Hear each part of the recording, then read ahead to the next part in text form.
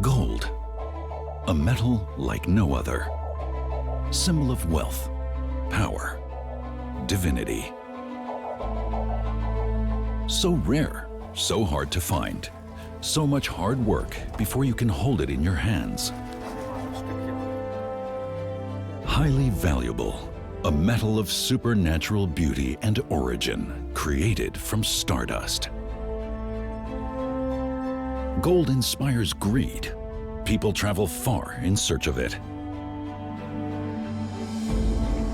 Because the sight of it impresses and mesmerizes, it leads to temptation, crime, and lawlessness.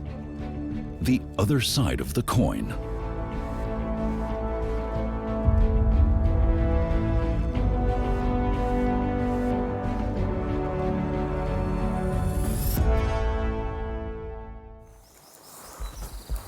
Sunrise over the Thuringian Forest in the heart of Germany.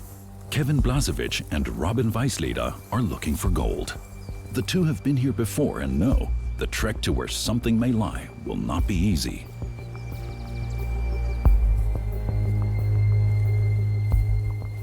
We went this way the last time too, right? Yeah, but I would go a bit higher. Even higher? Yeah, maybe that'll also make the ascent a bit easier. My bag is heavier than I thought. They're carrying a good 12 kilos each.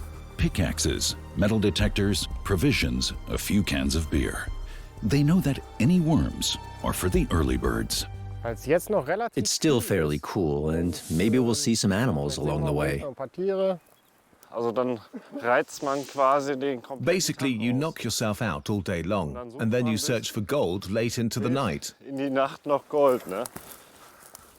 Kevin is 28 years old and an IT expert. 30-year-old Robin works in the real estate industry. It gets more and more strenuous, cross-country, then up the side of the mountain. Good workout, right?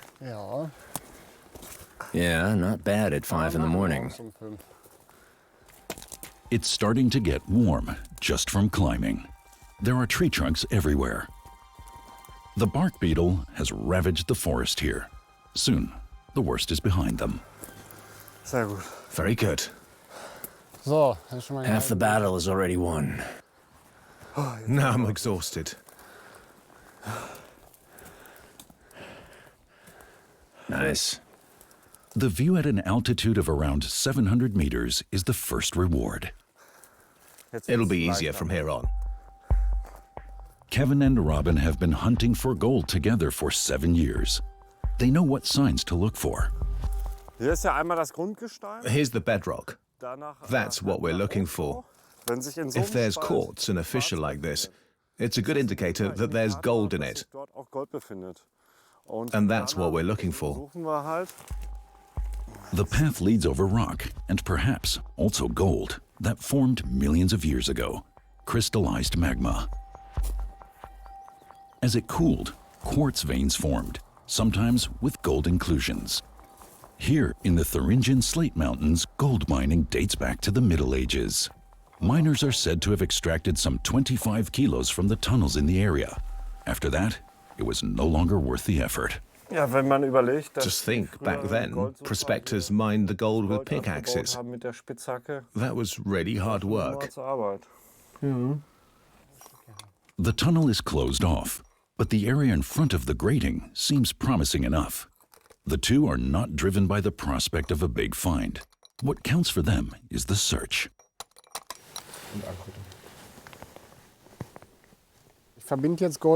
I don't actually associate gold with wealth.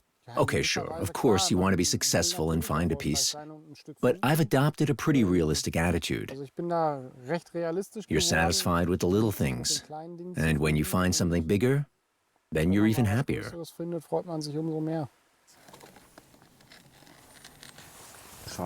Oh well, let's move on. They have no luck here.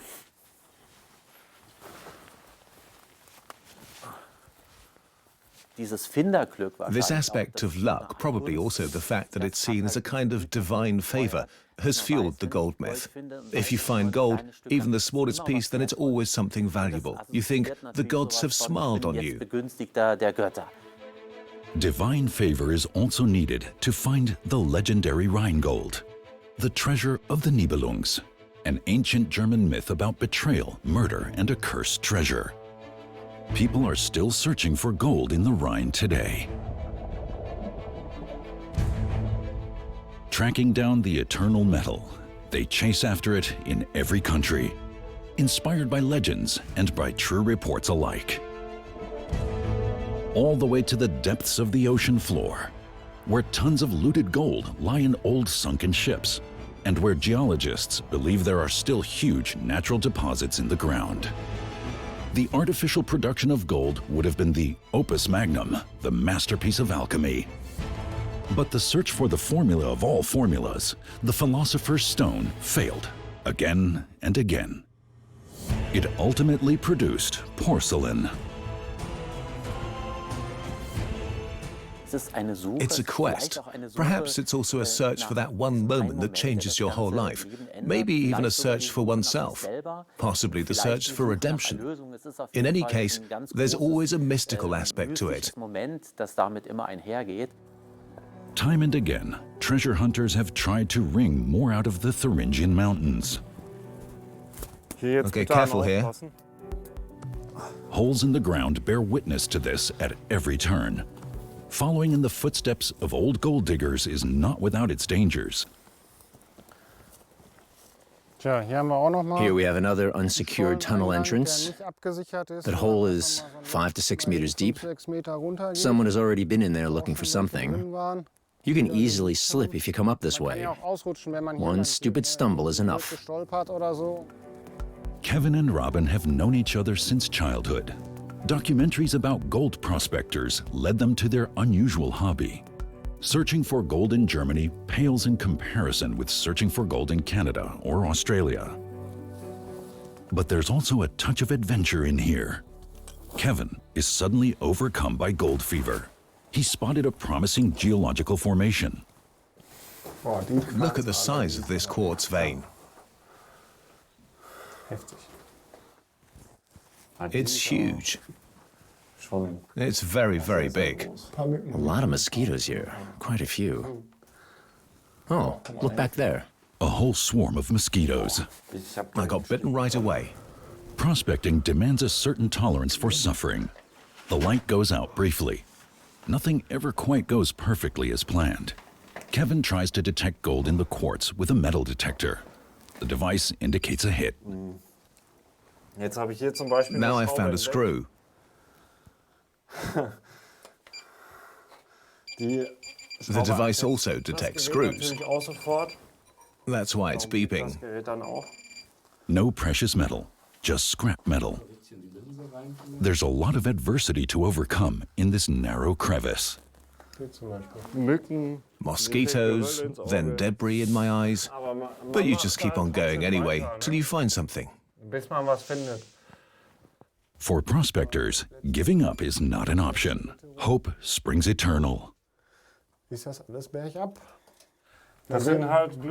This sense of euphoria, there's nothing else quite like it.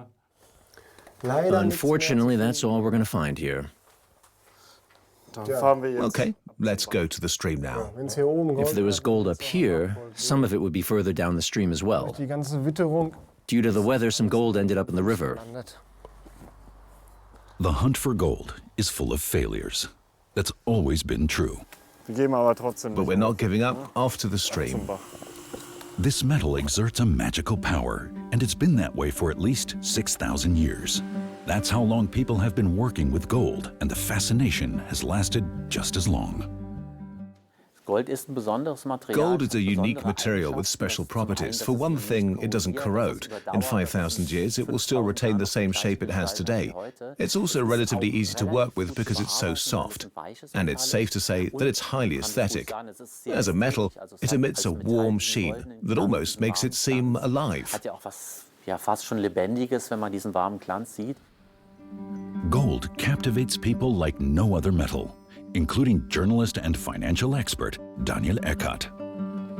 Das gehört zu meinen ersten Erinnerungen überhaupt, was Geld It was one of my first memories of money. Around 1980, when I was 10 years old, I was given a small gold coin as a present. It was a 10th-ounce Krugerrand. And at the same time, I loved the Scrooge McDuck comic books. He just swims in gold. And I thought, this small coin, this tiny sum, could one day become a great treasure. A great treasure, like this coin, the largest gold coin in the world. The entrepreneur and art collector Boris Fuchsmann bought the big maple leaf in 2010, as big as a wagon wheel, with the likeness of Queen Elizabeth on it, minted from 100 kilograms of the purest gold. Why I absolutely had to have it? Because it's extraordinary, something special. I can proudly say I've got a coin like this. The Canadian Mint sold 5 of them. One of these giant coins went to the Queen herself. Boris Fuchsmann acquired another for 3.4 million euros as an investment and as a collector's item. It was clear to me, and I had no doubt whatsoever, that the collector's value of this object would increase, no matter what happens to the gold price. The price of gold has risen, a good investment indeed. 100 kilos of gold are worth 6.4 million. That's almost twice as much as I paid. But the coin is gone now. The gold piece aroused greed. The coin adorned the Bode Museum in Berlin for 7 years. Boris Fuchsmann had loaned it to the museum immediately after purchasing it. The gold giant was the main attraction in the exhibition of the same name. I think it was on March 27th, 2017. We got a call in the office. Someone wanted to speak to me. They said, "Mr. Fuchsmann, your coin has been stolen." I immediately replied, "Is this an April Fool's joke? It's only March 27th. They answered, "This is no joke." I asked, "How can that be? The coin weighed 100 kilos. It's the biggest gold heist in Germany's criminal history to date. How could the 100-kilogram coin disappear? Detective Inspector René Allonge took on the case. At the time, we were informed by the Berlin Police Situation Center as the Specialist Department for Art Crime that there had been a break-in at the Bode Museum, that a 100-kilogram gold coin had been stolen, and they asked us to come to the scene of the crime immediately. The investigation revealed that the coin's gold was rather unique, very pure, and therefore soft. As the gold was extremely pure and of very high density, the coin was very heavy. I couldn't even imagine how someone could possibly move something that big and heavy out of the museum unnoticed, or how many people it would take to get it safely away from the crime scene. The city railway behind the building played a central role in the transport. It runs through the middle of Berlin's Museum Island and right past the Bode Museum. In the early hours of March 27, 2017, 3 men entered the nearby station at Hackischer Markt. Surveillance cameras have filmed them. Later on, the police was able to identify them based on their posture. The thieves had previously deposited their tools along the route. During the day, trains rushed past the exhibition rooms with the gold coin every minute, almost within reach. But it's a different story at night. There was a window of opportunity at night when there was no train traffic and the station was practically deserted. The perpetrators were able to climb a ladder with the tool they used to commit the crime, a wheelbarrow. They entered the museum via the train tracks, and they did so unnoticed. The men used this ledge and the window above it to gain access to the second floor. From an accomplice in the security staff, they knew that the alarm was switched off. Barely 200 meters further on, and they were standing in front of the coin. When they reached the room where the coin was on display, it was inside a large display case made of safety glass. They smashed it with an axe. That took some time, because the display case didn't break with the first blow. But at some point, it could no longer withstand the force. The perpetrators maneuvered the coin over to the window on a trolley and then moved it from there to nearby Montbijou Park by wheelbarrow. They only had 30 minutes until the train service would start again. The thieves left behind their tools along with traces of gold. While rappelling it down from the track, they didn't handle their loot very gently. There were traces of the gold coin on the pavement at the time, which means it somehow struck the ground here, or they put it down. The soft material transferred easily. These are new paving stones now. We confiscated the old ones at the time, and we soon realized that the coin probably was no longer in the same condition it had been in at the museum. The investigators suspected that recovering the coin would be difficult. The thieves were never interested in the artwork. The perpetrators were after the gold. They seemed to be so fascinated by its size and value that they didn't shy away from all this effort and risk. A few months later, arrests were made. The perpetrators were members of Berlin's Remo clan. DNA evidence on the tools used in the crime and traces of the stolen gold served to convict them. Traces of incomparably pure gold that could only have come from the Canadian Mint. We found flecks of gold from the coin in the suspects' vehicles, on their clothing and gloves. This is a special kind of gold, and we were fortunate enough to be able to call in a very experienced expert who was able to provide precise evidence and convince the court that the gold particles we found were actually from the stolen coin. Gold dust is all that remains of Boris Fuchsmann's precious coin.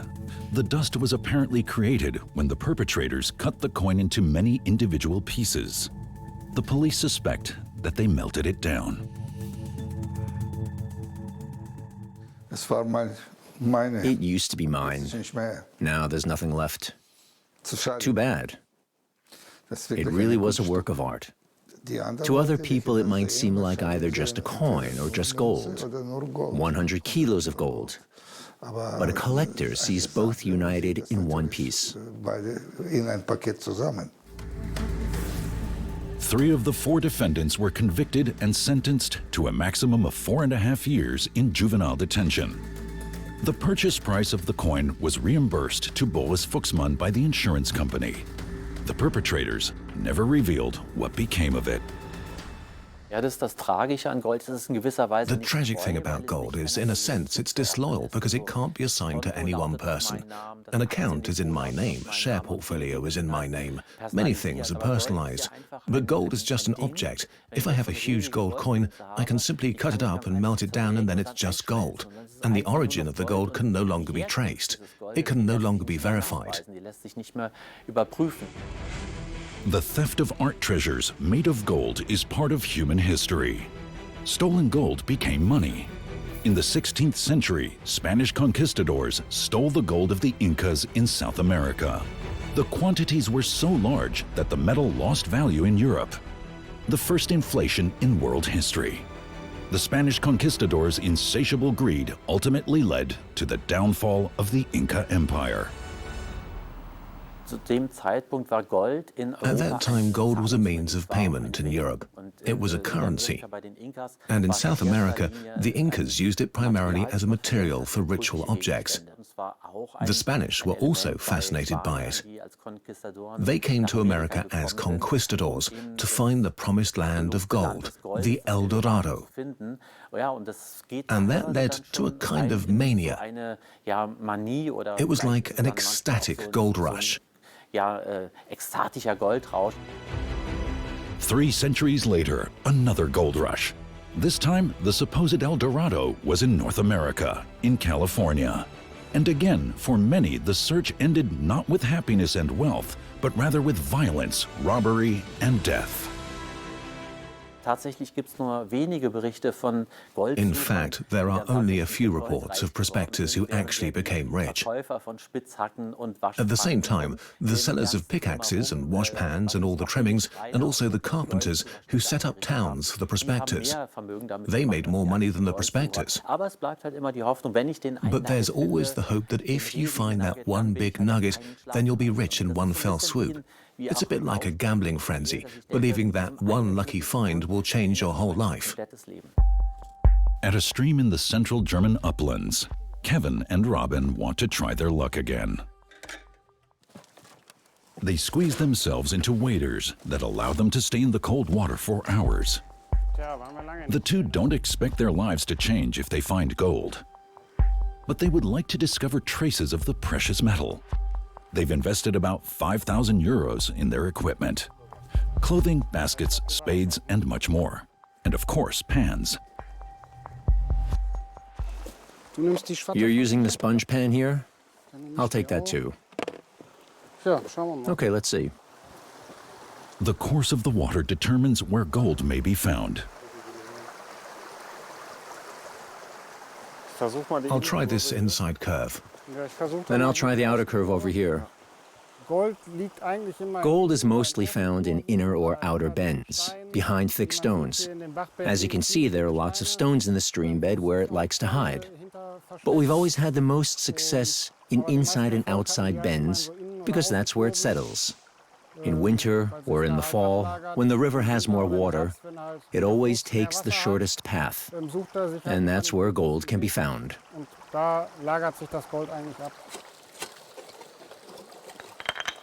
First, they dig, because the heavy gold sinks to the bottom of the stream bed.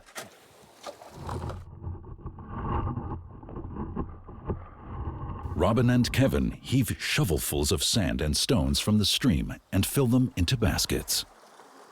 Now it's time for the precision work with the pans, just like in the days of the gold rush in California. Will they find any gold here? First, we sift with this sieve for a while. The thick stones fly out of the pan. Then a somewhat coarser material remains behind. This shaking and swirling motion causes the heavy material, gold or heavy minerals, to settle at the bottom of the pan. Hold the pan in the water gently, not hastily, so that everything runs out. In this case, there's nothing there. Kevin continues to search with his hand. Tiny flakes of gold could be caught in the cracks in the rock. There are times when you get into a kind of gold rush, when you can't stop. You just want to find that gold.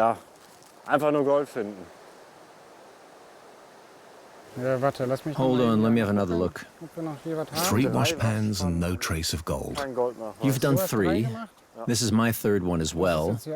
And once again, there's nothing. Okay, then let's move on up. So, upstream they go. One time, the two of them walked in the mountains in soaked waders for 18 hours in a thunderstorm. It was a nightmare, says Kevin, and they didn't find a speck of dust. But the gold is basically everywhere. Well then, here's to a good day. You can find gold in almost every river in Germany. It's just a question of how much and where it is. That's the question. Not far away, in 2004, a retiree discovered the second largest piece of gold ever found in Germany. Just the size of a penny. Its value? Around 600 euros. Kevin and Robin also searched with sluice boxes. They imported these from Australia. Sluice boxes filter the excavated rock faster than pans. You can find good spots where you have flecks of gold in the first shovel, but you can also dig all day and not find a single speck. On average, there are about 4 grams of gold in every 1,000 tons of rock in the Earth's crust. Sometimes a little more, sometimes less, depending on the region. The two gold prospectors have their work cut out for them, but they also see the hard work as a way to relax from everyday life. It's always fun, every time, always something new. When I listen to the water, hear birds chirping, and everything around me is green, I can tune out everyday life. It's a nice distraction. Some ride a Harley, some people meet up with their friends and play soccer, and we get together and pan for gold. Prospecting for gold is popular these days. Some weekends, it's not so lonely out here. The last rock has run through. Now, they'll see whether any gold has been left behind in the crevices of the sluice pad. Okay, let's see if there's anything there. You want to hold the pad? Yeah, I'll hold the pad. Yeah, that looks good. This is the most exciting part. Here you can see a little flake of gold. Small but nice. Here you can see it better on my finger. Well, that's our catch for the day. That's perfectly respectable.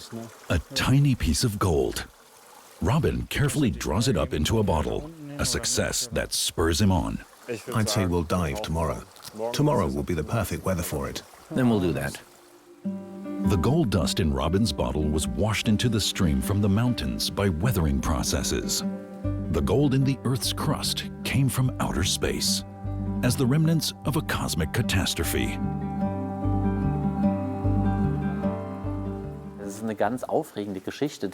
It's a fascinating story because gold is originally formed in supernova explosions. When large stars die, when they explode in their last years of life, the atomic masses of the elements inside the star are concentrated in such a way that heavy elements are formed, including gold. There's another way, namely when neutron stars collide. But this is much rarer. So you can say that gold is stardust from giant dying stars. Supernova explosion and neutron star collision. Researchers suspect that the precious metal is everywhere in the universe, on asteroids as well as on our moon. Our cosmos is an infinite treasure trove.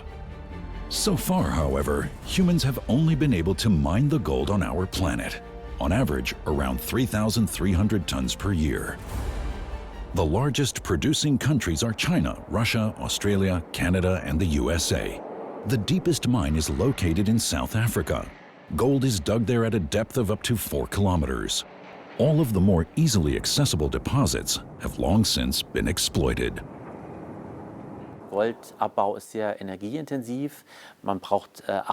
Gold mining uses a lot of energy, and you need skilled workers in the modern gold industry. That on its own incurs very high costs.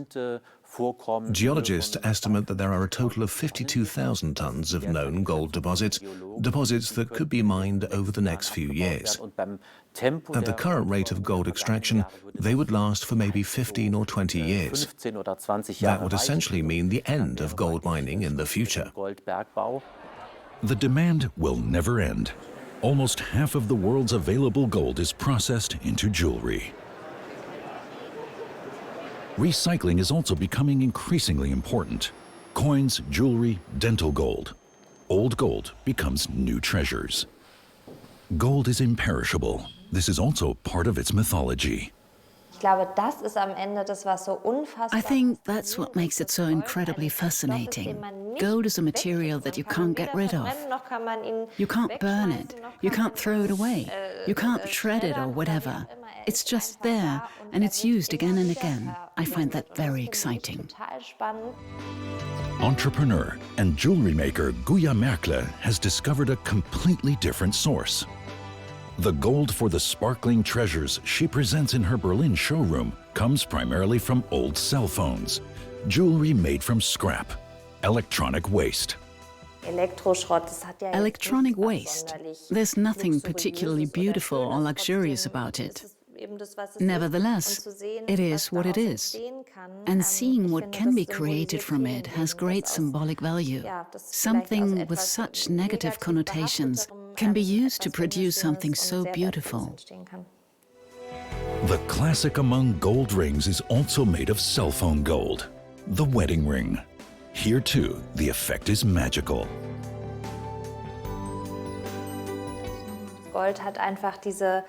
Gold has this magic of always being there. It stands for nobility and luxury. Especially when it comes to marriage, a ring forged from gold lasts forever. Nothing can happen to it. Gold is practically indestructible. It cannot tarnish. It doesn't corrode. You have it forever. And here's the connection to marriage. There you want the same. Urban mines are raw materials contained in products that have already been produced. The amount of gold in old cell phones is estimated at around 3.5 tons in Germany alone. Here you can see the golden parts on the circuit board. There's the gold. And this gold is used to make a ring like this. It is estimated that a cell phone contains 0.034 grams of gold on average. So I would need 40 to 45 phones to make one ring. Most of these phones are used cell phones from countries where they cannot be recycled. Closing the loop buys electronic waste and brings it back to Europe from countries such as Ghana to be recycled. The cell phones are shredded and the recyclable components are sorted out. The company's employees melt down the gold blanks, which are then turned into nuggets and bars. The gold can now be processed again. The cycle is closed. Guya Merkle is one of the customers who buy this gold from Closing the Loop.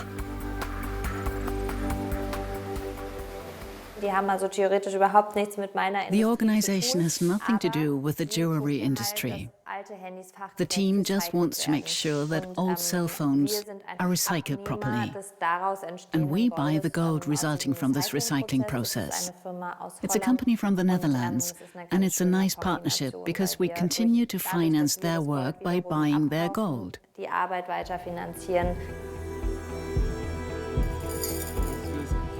A goldsmith uses gold granulate from cell phones to make rings for Guya Merkle's collection.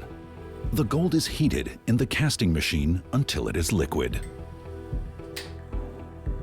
1064 degrees Celsius is the melting point of fine gold. Depending on the alloy, whether yellow, white, or rose gold, silver and copper are added. The gold is poured into a mold made of plaster. The ring then comes out of the casting machine. The plaster is removed in an ultrasonic bath. A lot of manual work is then required. The goldsmith files and polishes the gold, and then puts the finishing touches on the ring.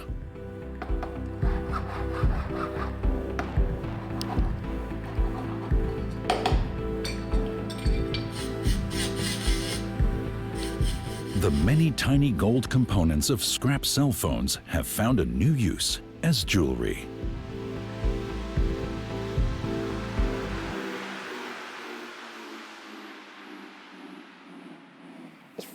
I always like to make the following comparison. To get 1 gram of fine gold out of the ground, I would have to process a ton of rock. And if you imagine a pile of 40 cell phones and a ton of rock next to it, then the 40 cell phones don't seem like that much. Guya Merkle also collects donated phones herself at her studio. She is now the 3rd generation to design and sell jewelry, although she initially had no interest in the family business. When her father died, she took over the business after all and went bankrupt.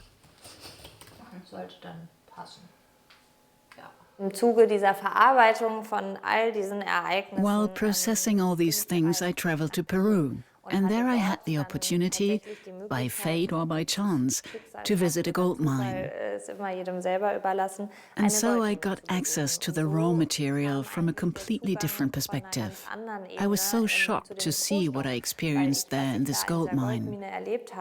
I had never thought about how a raw material like gold is actually extracted and processed from beginning to end. In Africa too, gold is mined to some extent in very small mines, often under life-threatening conditions. Guya Merkle visited mines like these on a trip to Uganda. She founded her company after the bankruptcy. Based on her experiences, she now only processes recycled gold.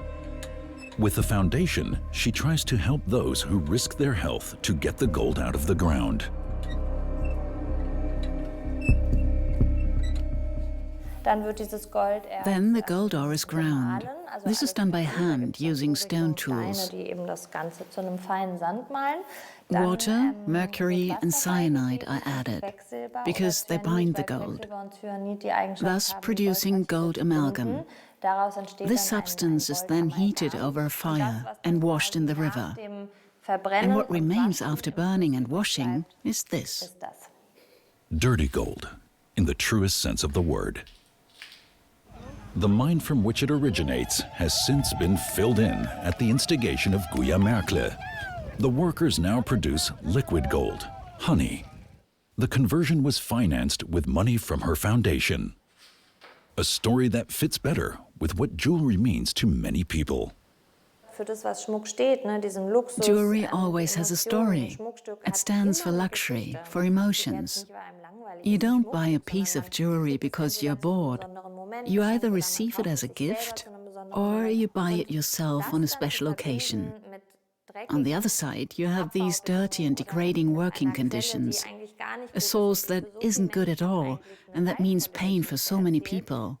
For me, that doesn't go together, and that's the aim of my work, to resolve these contradictions, because luxury and ethics should go hand in hand. Even stars such as Rihanna and Emma Watson have worn rings made from Guya Merkle cell phone gold. There are said to be 210 million old cell phones in German drawers, a treasure trove of gold that could be used to make a lot more jewelry. With the high gold prices, extracting gold from electronic devices is definitely worthwhile. And what's more, it's sustainable. This method is called urban mining. And so there's this whole area where a lot more can be done. We're talking about many tons of gold that could be recovered from old electronic devices every year. Germany's largest treasure trove of gold lies in the Bundesbank in Frankfurt, 1,710 tons, about 137,000 bars. Value? Around 100 billion euros. It's only presented to strictly selected visitors. Everyone else can marvel at it in the bank's money museum next door, but only in photos and films. Bundesbank board member Burkhard Balz has seen the gold with his own eyes. It was a very special moment. You could say my very own Scrooge McDuck moment. I couldn't even imagine it beforehand. So much gold in one place. I like to think back to that first time. Everything shone, everything glistened. And the color had this warmth to it, even though it's a metal. Behind thick steel doors and protected by a whole series of locks lies the Germans' treasure. Modern Beagle Boys wouldn't stand a chance here.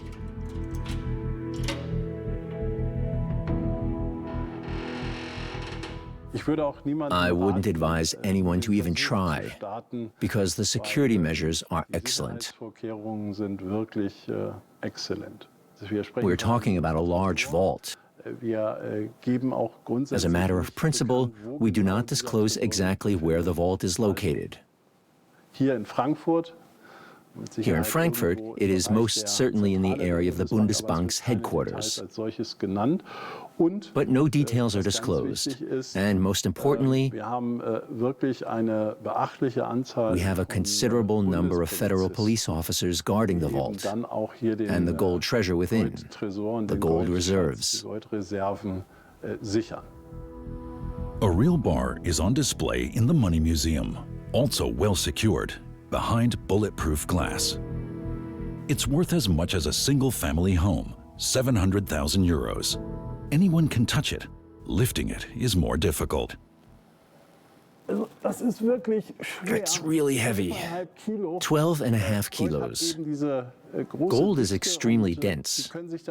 Think of it like this. A gold bar of this size weighs more than a full crate of bottled water. 12 bottles of 1 liter each. Very few people can actually lift a gold bar. Until 2015, the majority of Germany's gold reserves were stored abroad.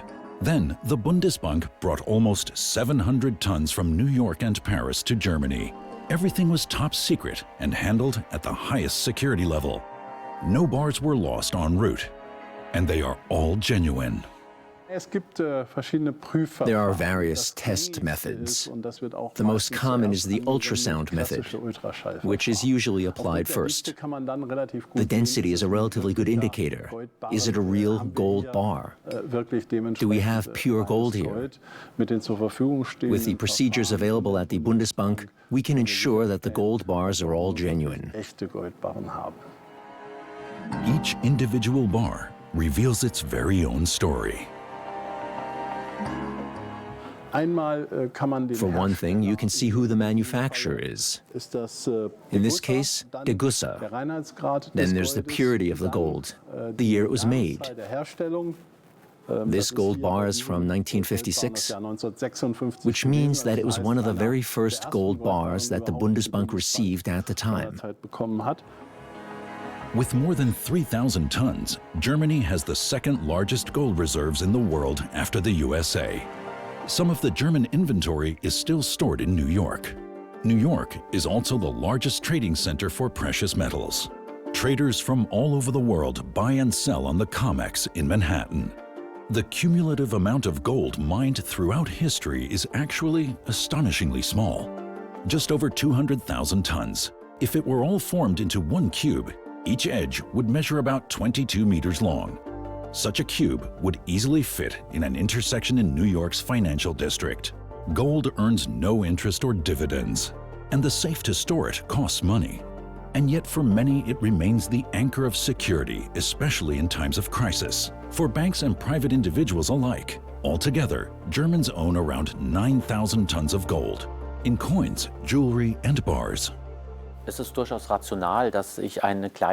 good idea to own a small amount of gold as a reserve for bad times.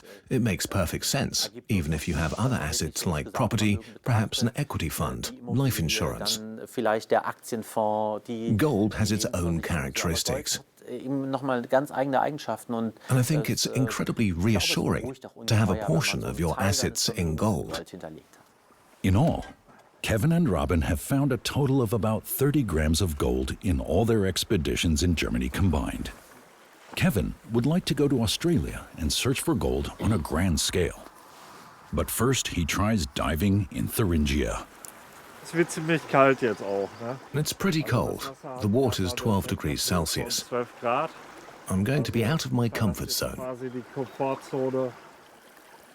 At least he can hold out for a while in his neoprene wetsuit. Kevin has a suction bottle ready again to collect gold flakes immediately. The large stones in the stream, with the water between them, it looks like another natural sluice box. Some so-called placer gold deposits may have collected in the depression behind it. Kevin now needs a tool. He uses the scraper to get deeper into the cracks in the rock. Robin coaches from above.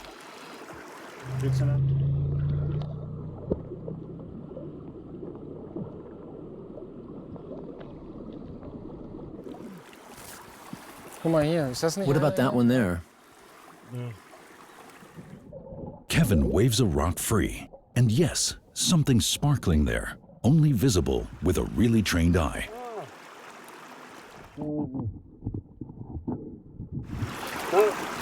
I caught a really nice piece. I can only see half of it from here.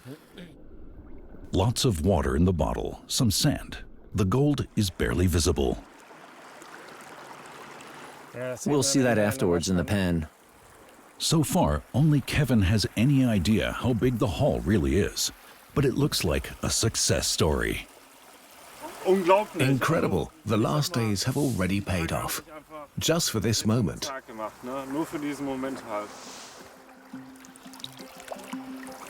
Come on, let's do a clean out, and then we'll take a look what's in there. Kevin has been lying in the water for an hour. Even in his wetsuit, he's cold now. When you see it in the pan, you won't be cold anymore.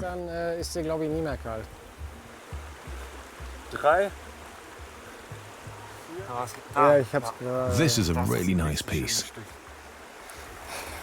Yeah, it's beautiful. The haul is more clearly visible in the pan.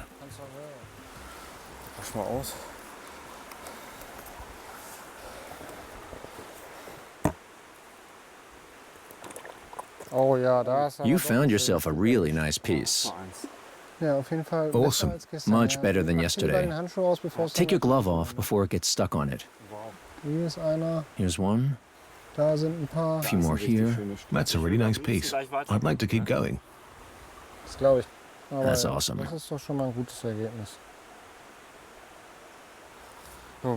I'm really cold. Okay, let's suck it all up.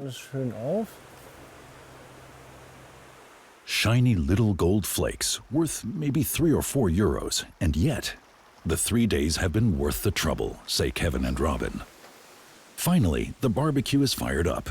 Relaxation after an exhausting but enjoyable weekend. For once, they've brought some of their collection along with them.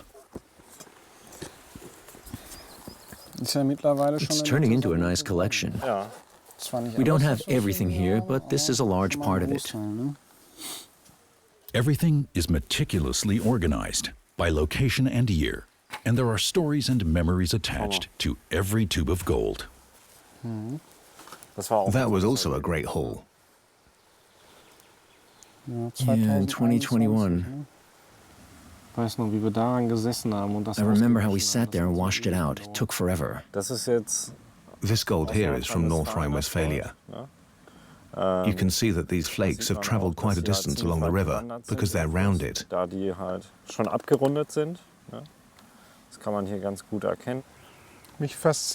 I'm fascinated by their appearance, by how far they've traveled in the river. There are all kinds of shapes. Gold in the shape of letters and numbers. We found a small 6 or 9 here. It's just funny to look at. Not all gold is the same. Natural gold differs in appearance depending on where it's found. Just by looking at the shape and color, you can immediately tell where the gold comes from, which region of Germany. You could make some beautiful rings from the contents of this bag alone. Unthinkable for Kevin and Robin. They value their gold according to a different standard. It's priceless for us. We worked several hundred hours for this collection. There's maybe 1,000 euros in the bag. Double that for a collector.